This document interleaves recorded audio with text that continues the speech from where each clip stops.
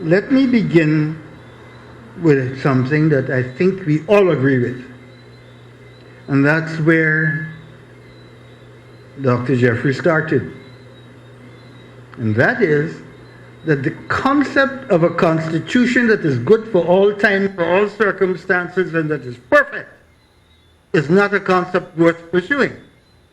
And therefore, however you arrive at the Constitution, you should adhere to the penultimate paragraph of the current Constitution, which says that from time to time, you should examine it, and you should be prepared to change it.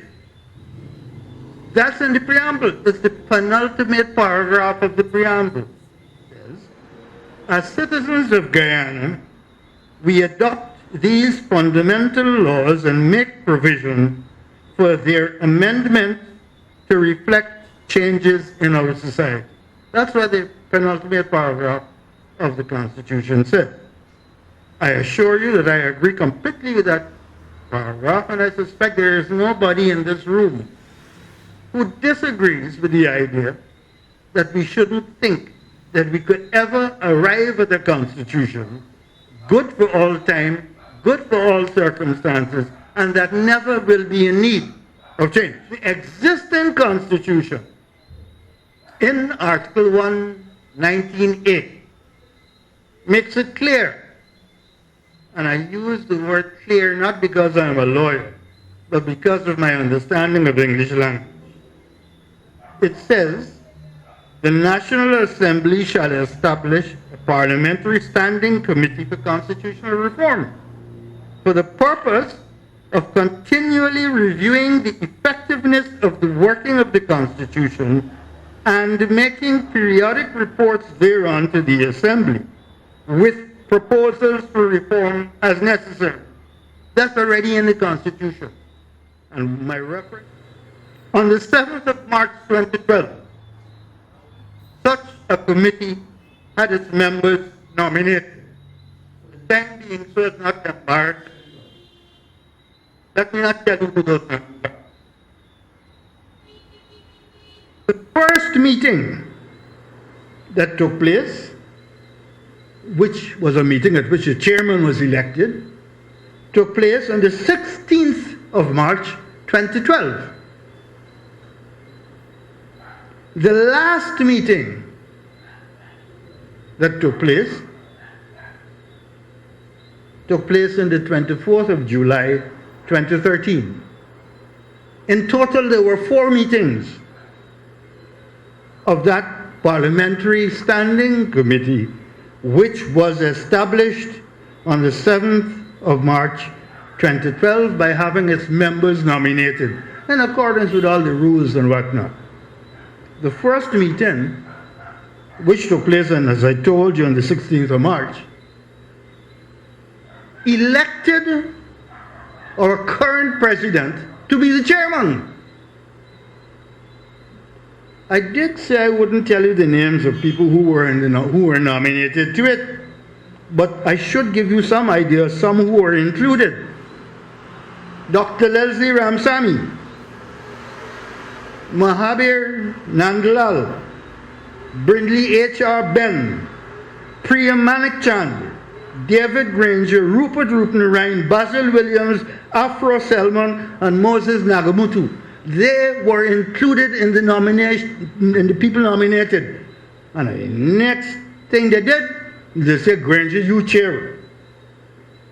How can you explain the compulsory nature of the establishment of such a committee and the total refusal of that committee to put any report such as it is required to, or was required to, since the whole thing mashed up since, to the National Assembly? No report was ever done. And then just before you have another election, they said we need constitutional change. Now, I told you 2 things. One is the Constitution itself says you must change me and look at me constantly and change me. The second thing, it says to do that, you must have a parliamentary standing committee that shall be there and it must continually review this thing. We had it, and nobody, all them people that say we need constitutional change, not one of them did a damn thing about it. But they said we need constitutional change. If you get constitutional change, nirvana will be arrived at. Nonsense and hypocrisy. I don't mind the nonsense. That is a human condition. Hypocrisy is an act of the devil. Why be a hypocrite going around telling people like you're here, like you that are here, that we need constitutional change? When I got the chance, I didn't do a damn thing about it from the 7th of March, and you stopped even trying by the 24th of July 2013, and then by the time election time comes, you say we need constitutional change. That is the route.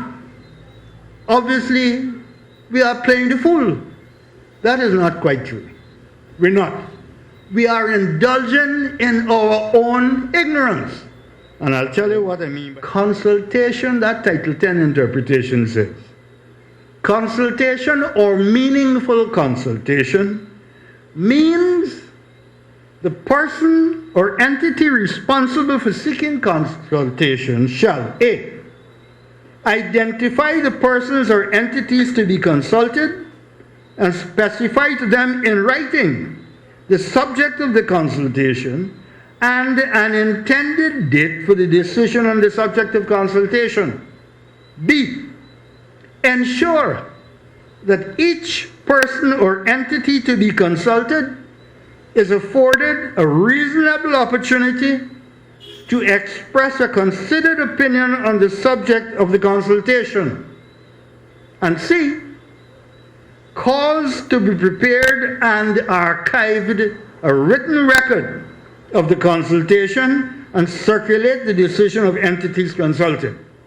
That's written in the current Constitution. That you must have meaningful consultation. You mustn't interfere with things that are going to affect people without meaningful consultation. So don't worry too much about how you're doing it, because we've written down how it should be done. So you already have in the Constitution that they must review it. You already have the committee that must be established to carry out that review. You already have the idea that they must report back to the National Assembly. And you already have the idea that before they do that, they must have meaningful consultation, all defined in the Constitution as it stands. How in those circumstances does it make sense for anybody to get up and say we need constitutional change? I hope you're not going to change those things I just told you that are already in there.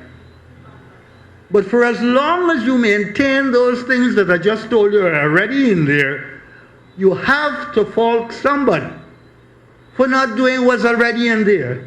When words like shall are used, you're not given an option to not do it. Now, why have all these problems arisen? I think that the answer is very simple. No, it is the difference between a problem and a paradox. You see, a paradox is something that you can't solve. Anytime you say something is a problem, your brain is set in such a way. And if you don't believe me, you could always go and read David Bohm's book called On Dialogue, in which he makes the point that sometimes, without our noticing it, we accept absurd problems with false or self-contradictory presuppositions.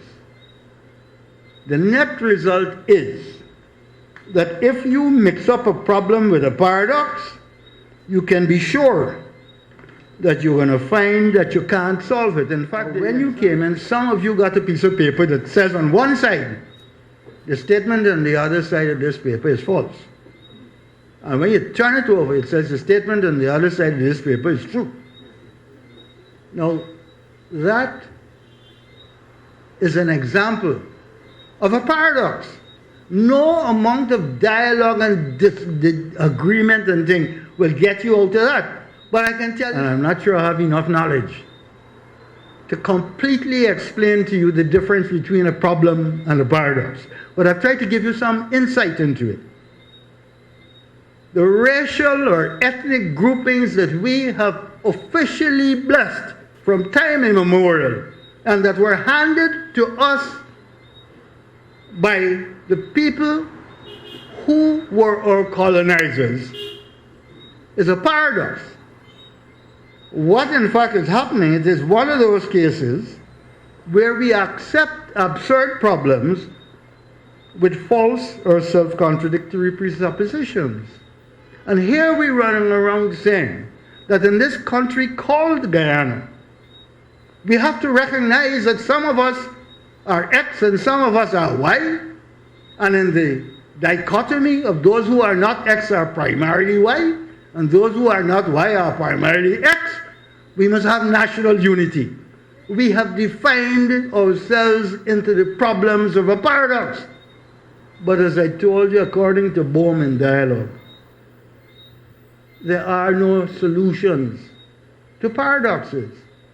You cannot blame constitutional reform if the following things are true. First, by your miseducation, you have chosen to treat a paradox as though it were a problem. So you're talking about national unity and how we can all get together in spite of our national diversity, or ethnic diversity, you say.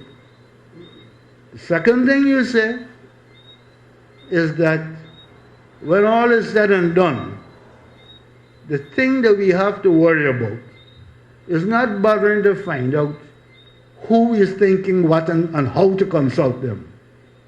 The Buckman knew that you couldn't use a rectangular geometrical thing like Parliament to have dialogue. So he made a circular thing. You accepted the British thing that says you got government and opposition, and one cussing out the other. But if you go and you see it like a boxing ring, I used to be in there. Now, if you adhere to that system, please, now that you recognize the nature of the adherence that you have, stop treating a paradox as a problem. Stop not doing what this Constitution says. Find out what in fact the Constitution says. Because now, if you recognize all that, I beg of you, do not think that we can in fact solve our problems by blaming it on the Constitution, or by saying that if you pick a set of nice sounding things about how the Constitution should be changed, and you change it, all will be well.